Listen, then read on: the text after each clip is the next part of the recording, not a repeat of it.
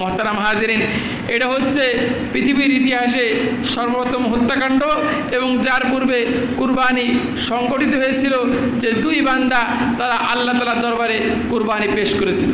এছাড়াও অন্য অন্য সকল নবীদের ধর্মেই কুরবানি চালু ছিল। বিশেষ করে আমাদের মাঝে যে কুরবানি বিধানটা এটা হচ্ছে হযরত ইব্রাহিম আলাইহিস সালাতু ওয়াস সালামের আদর্শ এবং সুন্নাত। হাদিসের মধ্যে আসছে, সাহাবায়ে কেরাম প্রশ্ন করলেন, মা হাযিহিল আদাহি ইয়া রাসূলুল্লাহ, কুরবানি কি জিনিস? তখন আল্লাহ রাসূল বললেন যে সুন্নাতু আবিকুম ইব্রাহিম আলাইহিস সালাতু ওয়াস সালাম, কারণ তোমাদের পিতা হযরত ইব্রাহিম আলাইহিস সালামের আদর্শ এবং সুন্নাত। সাহাবায়ে কেরাম আবার প্রশ্ন করলেন, ইয়া রাসূলুল্লাহ, এর মধ্যে আমাদের কি সওয়াব রয়েছে? আল্লাহ রাসূল বললেন যে বিকুল্লি শাহওয়াতিন হাসানাতুন, প্রত্যেকটা পশমের বিনিময়ে একটা করে নেকি লাভ হয়। তখন সাহাবায়ে কেরাম আবার প্রশ্ন করলেন, ইয়া রাসূলুল্লাহ, গবাদি পশু আপনার যেমন উট বলেন, মহিষ বলেন, গরু বলেন, দুম্বা বলেন, এগুলো তো পশম অনেক বেশি, এগুলোর ফাসুফু প্রত্যেকটা পশমের বিনিময়ে কি সওয়াব হবে?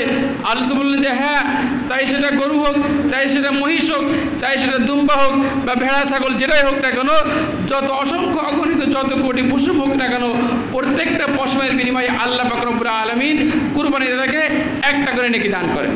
শুধু তাই নাই, হাদিসের মধ্যে আসছে আল্লাহ রাসূল সাল্লাল্লাহু আলাইহি ওয়াসাল্লাম বলেন, মা আমিলা ইবনু আদম মিন আমালিন ইয়াওমান নাহরি আহাব্বা ইলাল্লাহি মিন ইহরাকিদ দাম। কই কুরবানির দিন বনি আদম একটা পশুর রক্ত প্রবাহিত করা অপেক্ষা অন্য কোনো নেক আমল দ্বারা আল্লাহ পাকের নৈকট্য লাভ করতে পারে না। অর্থাৎ কুরবানির ওই 3 দিনে আপনি 100 কোটি টাকা দিয়ে মসজিদ বানাই দেন, 100 কোটি টাকা দিয়ে মাদ্রাসায় দান করেন, 100 কোটি টাকা দিয়ে আপনি গরিব মিসকিনে খান, কোটি কোটি টাকা আপনি আল্লাহর রাস্তায় দান করে দেন, এইগুলো দান করা যে সওয়াব, তার চেয়ে অনেক বেশি সওয়াব হবে একটা পশুর রক্ত প্রবাহিত করা। কথা বলেননি?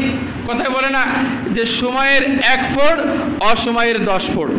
আপনার কুরবানির ওই দিনে যত পৃথিবীর উৎকৃষ্ট আমল আছে ও সবচেয়ে উৎকৃষ্ট আমল হচ্ছে আল্লাহ তাআলার জন্য একটা পশুর রক্ত প্রবাহিত করা।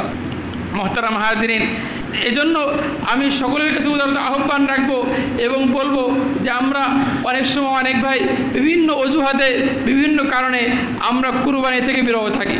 হাদিসের মধ্যে আসছে আল্লাহ রাসূল বলেন, মান ওয়াজাদা সাআতান ফালাম ইউযাহি ফালা ইয়াকরাবান্না মুসাল্লানা, যে ব্যক্তির সামর্থ্য আছে আর কুরবানি করলো না সেজন্য আমার ঈদগাহের ধারের কাছেও না আসে। এজন্য অনেক সময় আমরা দেখি যদি আমি গরুর একটা ভাগ নিতে যাই তাহলে প্রায় 20-22 হাজার টাকা লেগে যায় বর্তমান যে গরুর যে চড়া মূল্য। এজন্য আমি অনেক ভাইকে পরামর্শ দিয়ে থাকি, ভাই যে আপনার যদি একটা গরুর ভাগ নেওয়ার মতন ক্ষমতা না থাকে তাহলে আপনি এত ছোট একটা ছাগল জবাই দেন যে ছাগলের বয়স কমপক্ষে 1 বছর। 1 বছর যদি কোনো ছাগল বা ভেড়ার বয়স হয় তাহলে ওই ছাগল বা ভেড়া দ্বারা কুরবানি হয়ে যাবে। সেটা যত কম দামি হোক না কেন, যদি 7-8 হাজার টাকার যদি আপনি একটা ছাগল পান যার বয়স হবে 1 বছর, তাহলে আপনার কুরবানি হয়ে যাবে এবং এই পশুর রক্ত প্রবাহিত করার দ্বারা আপনার আল্লাহ পাকের নৈকট্য হাসিল হয়ে যাবে।